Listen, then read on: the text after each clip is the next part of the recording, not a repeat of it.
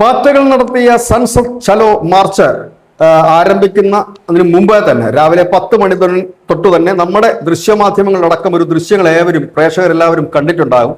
ഒരു ഡ്രോൺ ദൃശ്യമായിരുന്നത് ജന്തർ മന്ദിറിന് മുകളിൽ ഏതാണ്ട് 2500 പേർക്ക് മാത്രം സംഘടിക്കാൻ കഴിയുന്ന ഗ്രൗണ്ടിന് മുകളിലൂടെ ഈ പറയുന്ന ഡ്രോണുകൾ പടർത്തിക്കൊണ്ട്, അതായത് ഡൽഹിയുടെ തെരുവോരങ്ങളിൽ ആയിരങ്ങൾ തടിച്ചുകൂടി എന്ന് കാണിക്കുന്നതിന് വേണ്ടിയിട്ടാണ് ആ ഡ്രോൺ ദൃശ്യങ്ങൾ പകർത്തിയത്. ആ ഡ്രോൺ ദൃശ്യങ്ങൾ പകർത്തി വലിയ രീതിയിൽ തന്നെ പ്രചരിപ്പിച്ചിരുന്നു.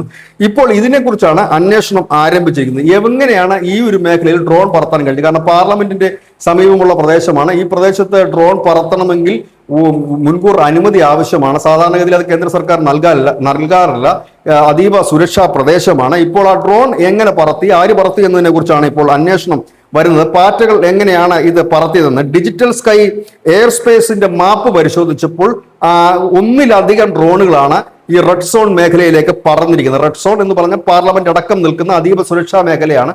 ആ മേഖലകളിലേക്ക് ഇത്തരം ഡ്രോണുകൾ പറന്നിട്ടുണ്ട്. ഈ ഡ്രോണുകൾ ആര് പറത്തി എന്നുള്ളതാണ് ഇപ്പോൾ അന്വേഷണം. ദേശീയ സുരക്ഷയുടെ ഭാഗമായിട്ടാണ് ഇപ്പോൾ അന്വേഷണം നടക്കുന്നത്. കാരണം ഈ ഡ്രോൺ നിയമവിരുദ്ധമായി പ്രവർത്തിപ്പിക്കുന്നത് നമ്മുടെ നാട്ടിൽ പോലും വലിയ കുറ്റമാണ്. കാരണം പോലീസിന്റെ ഒക്കെ പെർമിഷൻ ഇല്ലാതെ ഡ്രോൺ ഉപയോഗിക്കാൻ കഴിയില്ല.